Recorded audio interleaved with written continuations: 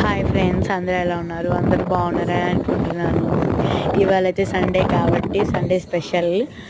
ఇవాళ అయితే మేము చికెన్ తెచ్చుకుందామని వెళ్తున్నాం. ప్రతి సండే తెచ్చుకుంటాం.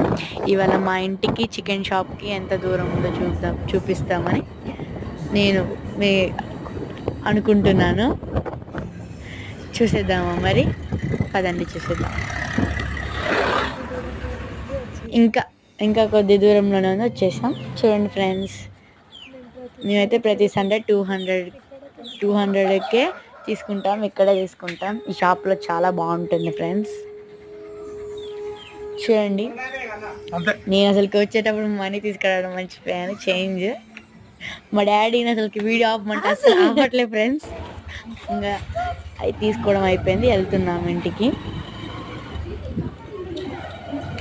Okay friends, bye.